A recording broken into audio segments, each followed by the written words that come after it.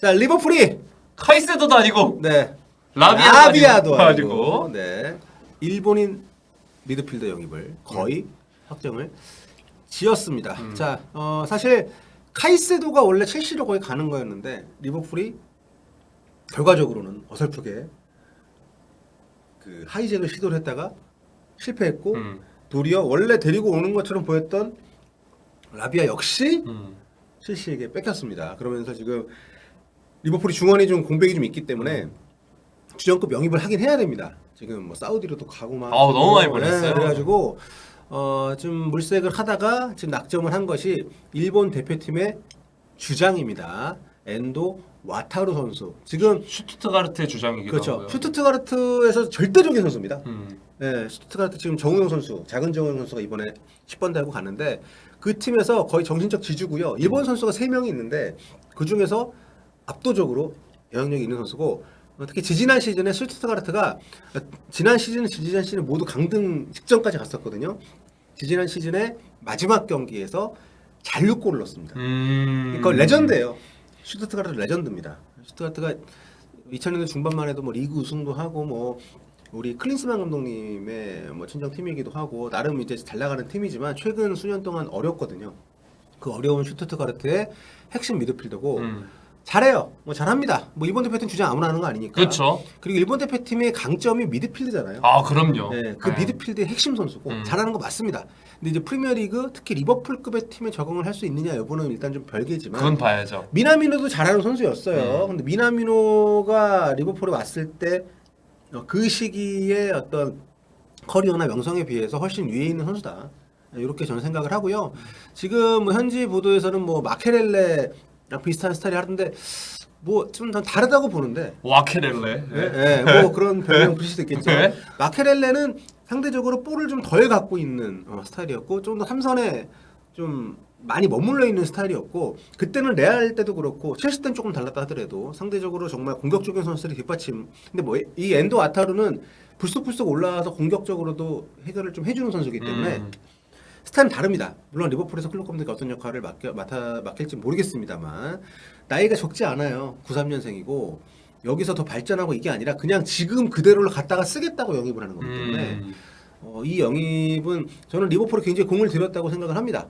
당장 뭐 즉시 100% 주전까지는 아니더라도 당장 경기에 내보내도 손색이 없을 만한 선수를 데리고 오려고 하는 중에 영입을 한 것이기 때문에 또 클럽 감독이 분데스리가는 또 빠삭하잖아요. 그렇죠. 네, 그래서 이 선수가 얼만큼 잘 할지는 모르겠지만 어쨌든 리버풀에게는 현재로서는 저는 리즈너블한 영입이다. 이 정도는 쌉니다.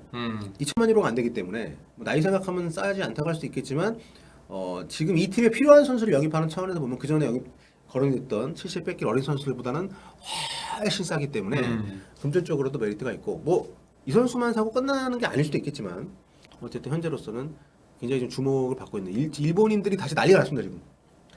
일본 대표팀의 주장. 그러니까 우리로 치면은 과거 기성용 선수 주장할 때 기성용 선수랑 비슷한 그런 느낌.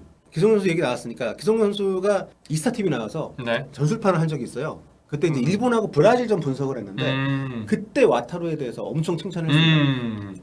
본인이랑 같은 포지션의 선수인데도 일본 선수인데도 굉장히 이제 극찬을 했어요. 일본이 브라질을 상대로 대등한 경기를 하면서 전체적으로 낮은 위치에서 볼을 굉장히 안정적으로 돌리는 축구를 잘하고 이 선수가 뒤에서 볼 잡아가지고 앞으로 전달해주는 거의 통로 역할을 하는데 그게 사실 쉽지 않거든요. 우리 그 기성용 선수 빠지고 나서 얼마나 공백이 컸습니까? 그리고 큰 정우영 선수가 그 자리를 메웠다 하더라도 큰 정우영 없을 때도 우리가 고전을 많이 했고 그렇죠. 백승호 선수를 그 자리에 쓰는 게 이제 그게 되기 때문에 하는 거거든요.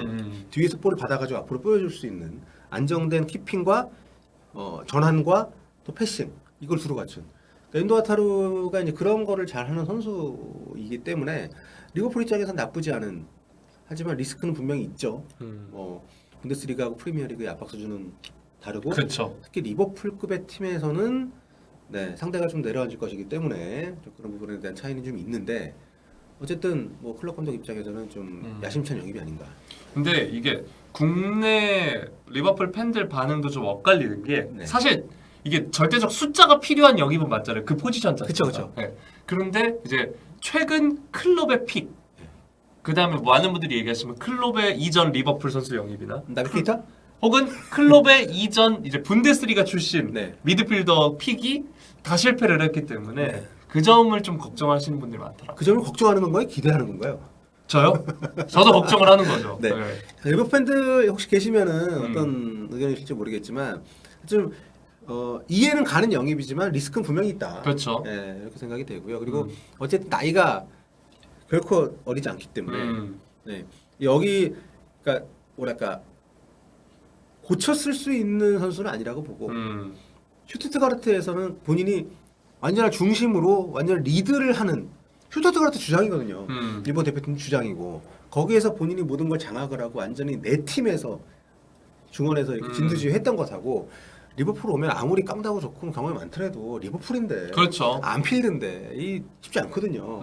여기에서 과연 그런 영향력을 발휘할 수 있을지는 또 별개이기 때문에 그건 이 선수 성향에 달린 것 같아요. 그러니까 선수들이 이적을 했을 때 바로 적응하는 선수들은 좀 특별한 게 있거든요. 잘하고 못하고 이게 아니라 예민하지 않고 굉장히 좀 뭐랄까요, 좀 성격적으로 까다롭지 않고 굉장히 좀 대범하고 뭐 이런 그런 것들이 필요합니다. 뭐 이 선수의 일단 그 적응에 대한 거를 우리가 미리 예단할 수는 없겠지만 그런 리스크가 있음에도 불구하고 영입을 결정을 했다는 거는 그런 것도 뭐 파악을 하지 않았을 그런 생각이 드는데 아무튼 대표팀과 소속팀의 캡틴으로 뛰면 그러니까 그런 점에서 손흥민과 같은데 위치나 또 이제 리그에서 경험이나 이런 거 완벽한 차이가 있으니까 봐야죠. 근데 얼마나 뛸지는 좀 모르겠지만 그러니까 뭐 지금 댓글에 슬쩍 넘어갔는데 미나미노만큼 해주면 성공이다라고도 하셨거든요. 미나미노만큼은 성공 아니지 않나요? 근데 이게 또 이제 그 주전감으로 데려오지 않는다라는 점에서는 뭐 미나미노 정도 해주면 어쨌든 확실하게 컵 대회를 씹어 먹었잖아요, 미나미노는. 리버풀에서 미나미노를 저는 뭐 성공이라고 보기에는 좀, 그렇죠. 네. 좀 어렵다고 보지만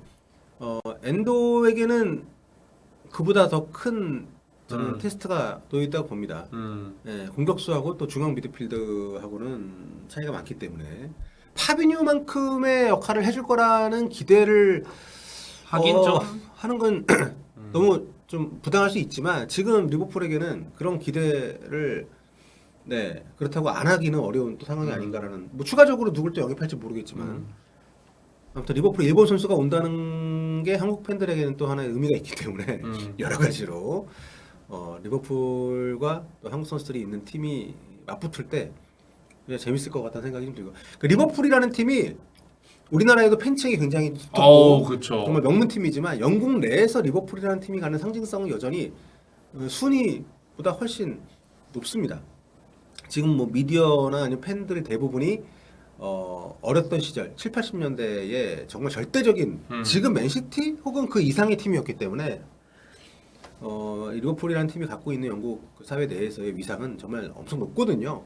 이 팀에서 만약에 엔도가 주전으로 몇 경기 뛴다. 이러면 이거는 좀 굉장히 여러분들께 마음의 준비를 좀 하셔야 될 것 같다. 마음의 준비요. 일본 팬들이 난리칠 거에 대한 약간 배 아플. 그럴 수 있죠. 예. 마음의 준비를 좀 하셔야 되다. 뭐 이상한 거 아니고. 배는 배 아픈 게 이상한 건 아니니까요. 네, 그만큼 좀 의미 있는 영입인 건 사실이고요. 아직 오피셜 안 떴습니다만. 그래서 이 선수가 잘하게 되면 아시아 축구 차원에서 보면 굉장한 특히 이 위치에서 기성용 선수 외에 유럽에서 중앙 미드필더 자리에서 빅리그 주전을 했던 선수가 있나요? 거의 없지 않나? 우리나라요? 하세베 선수 정도 있나? 근데 하세베도 백이나 뭐 이렇게 풀백이나 이렇게 내려가서 많이 했었지. 중앙 미드필더. 네, 쉽지 않습니다. 그래서 이 선수가 어떻게 될지 한국 팬들도 관심이 안 생길 수 없는 그런 영입이 아닌가 이런 생각이 듭니다.